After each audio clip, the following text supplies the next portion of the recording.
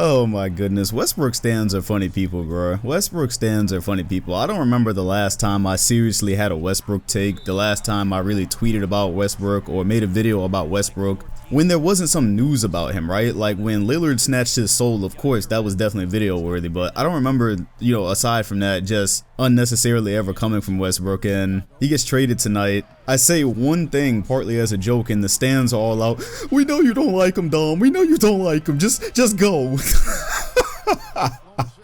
Anyways, Westbrook is a Houston Rocket. No, let me back it up real quick. Kenny, king of the fourth quarter, he is so right, because he always tweets about Westbrook stands, and he is so correct. Like, aside from LeBron stands, you can't say anything about Westbrook without being a hater. It's just the funniest shit. But okay, anyways, if it seems like I'm not taking the Westbrook news to Houston as seriously as I have other trades, it's because I'm not. And it's mainly because, like, this trade, not the trade to Houston, but the trade itself was kind of expected. After Paul George was traded, I immediately said in that barbershop talk, well, Westbrook makes no sense on the Thunder now, because Thunder were obviously trying to get younger and go a different direction and blow it up, and it made no sense to have a guy you were going to be paying $40 million at the age of like 32 and waste all of his prime. I didn't know why he would want to be there. So it seemed like he was going to be, go to Miami. That was really the deal that had been on the table all week. And instead, it just came out of the blue today. It came out of the woodworks that Houston was desperate for him and that he might get traded to Houston. And at first, I thought that Houston was trying to deal in a way where they could keep Chris Paul, but of course that would be kind of weird because you then have Harden probably playing small forward and Chris Paul at point guard with Westbrook at shooting guard. The whole fit would have just been extremely weird. So Chris Paul gets traded to the Thunder along with a ton of picks. OKC has picks for days now. They did the right thing for their franchise, right? They were in a rock and a hard place.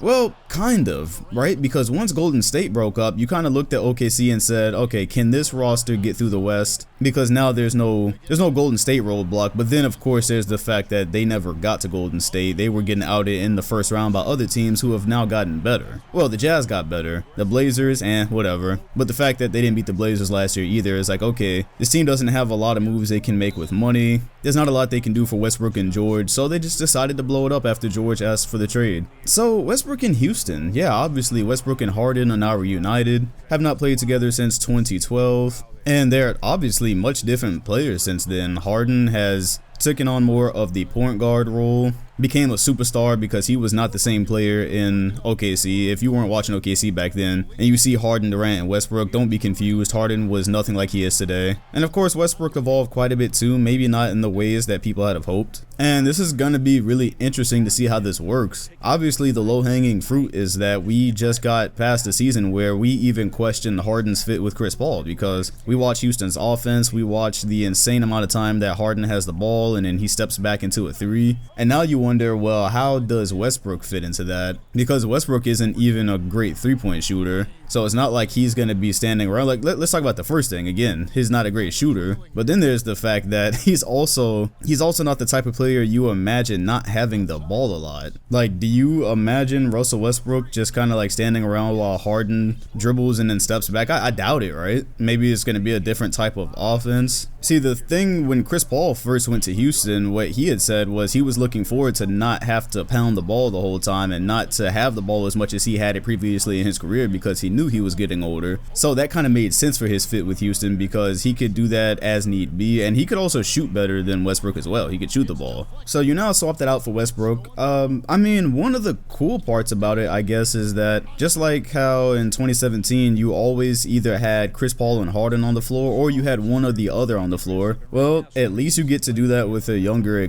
more explosive guard now, because there was times when, by the time we got to this playoffs, Chris Paul wasn't even really taking big men to the rim anymore. He would have Kevon Looney on him and he would opt for a jump shot. So at least the times when Harden is not on the floor, you got Westbrook. Look, man, look, before Westbrook got Paul George, the season where he won the MVP, I had always said, hey, I did want to see Westbrook with another star, obviously, because watching him just gas himself every night for a mid-tier seed in a first round out, that wasn't that great. I feel like for as great a player as he was, I didn't think that was a great way to go out. But back then, I also used to say I wanted to see him with a big man. I never wanted to see Westbrook play with a guy like Kevin Durant again, because I'm just not sure that the fit is as good as it could be as if you put him with a star that, you know, you actually had to feed the ball, somebody that doesn't also take the ball up the floor, somebody that isn't also skating around the floor with the ball a lot. So just the fit here. I'm going to watch a lot of Houston games this year because I just want to see how it works. When you have Harden doing what we've seen for the last few years, and then you have Westbrook doing what we've seen for the last few years, I need to see how this works. For Houston, I guess they are happy that they at least got to dump Chris Paul off, because whatever the situation was with him and Harden, we knew that he was getting older and we knew that his contract was crazy, and we had no clue where it was going to be unloaded. It was talked about on the podcast like right before free agency when the whole news broke that Chris Paul had supposedly asked for a trade. Even though he denied it, now he's traded. But the thing we were saying was, where do you even trade him? Who wants him right now? Because from the outside looking in, it was like maybe a team that's contending and they're like right there and they just need like one more guy and they don't have to depend on him. I don't know, there just wasn't a lot of teams that fit that criteria. And now he ends up in OKC, where tonight, because I'm recording on the night that the trade happened, it's been less than an hour, I don't think OKC is going to keep Chris Paul. What use do they have for him? Again, getting up there in age, a lot of salary, and they're clearly rebuilding, so I don't really know, other than I would say sell tickets, but I don't really think this is a product that is going to sell a whole lot of tickets one way or another, and Chris Paul is not like the ticket guy anymore. I wonder, do they move him? Again, that contract is ginormous.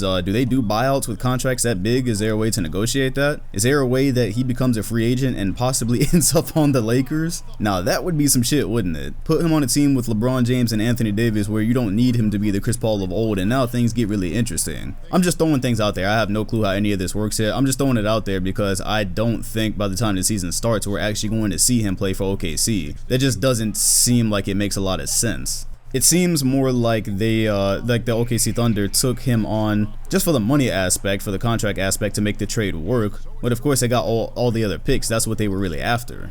So we'll see what happens there. Back to Houston. I guess some of the other aspects here is that you didn't want to be left hung out to dry in a Western Conference and in an NBA that is now wide open, because again, of course there's title favorites every year. I think right now with the actual odds, if you look, the Clippers are the favorites, but there's no juggernaut. So if there was really tension between Chris Paul and Harden, I'm imagining they did not want to put that product on the floor this year. They did not want to put those two on the floor and just try to force it to work in a time where they felt like they could really get somewhere. So Houston obviously sees that the only team that they've lost to since signing Chris Paul is the Golden State Warriors, which again, you don't exactly measure yourself and completely put all your self-esteem on being able to beat the Golden State Warriors with Kevin Durant, who don't exist anymore. But also, you look at Paul's age and they probably wondered if it was going to be the same this year. So with all those questions, the other thing they probably looked at is saying, hey, Harden is on contract in pen right now until 2022, with the 2023 season being a player option.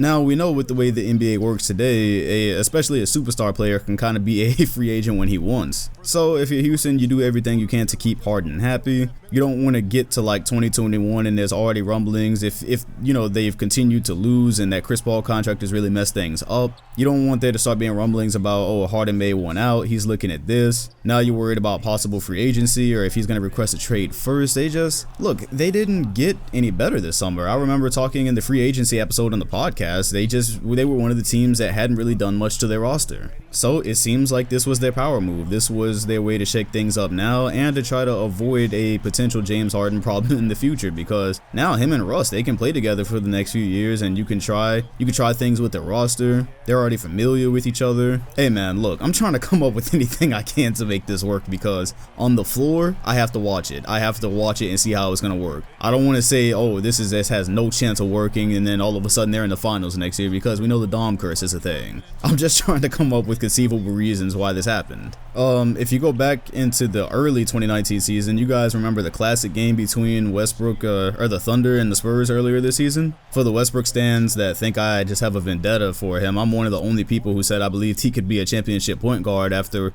some things I saw from him before, and then watching the Spurs game, I think that was one of his best games. And I was like, if he could make his game like this more consistently, that was a night he had like, what, 20 something assists? Not saying he has to average 20 assists or anything, but that night he was making decisions where I was like, if this was him on a more consistent basis, I could see him being a championship point guard. I could see him fitting with more people. And what you saw that night against the Spurs is more so what it'll have to be now that he's playing with James Harden, because playing with Paul George to me is different than playing with James Harden. And that's an interesting thing. He took a back seat for Paul George last year. And, when he was shooting really bad, he took a back seat for him, which is why I was so surprised. I was like, where did the Paul George trade request come from? That's why I was so dumbfounded about that. But, again, yeah, even with taking the back seat, last year was legitimately one of Westbrook's worst years. He shot 42% overall, well, 43% overall, and 29% from three. So again, he's not about to be a floor spacing spot-up shooter for Harden. Even if he is going to take a back seat, that's just, I don't really see that happening. Look, let's just give it a try, right?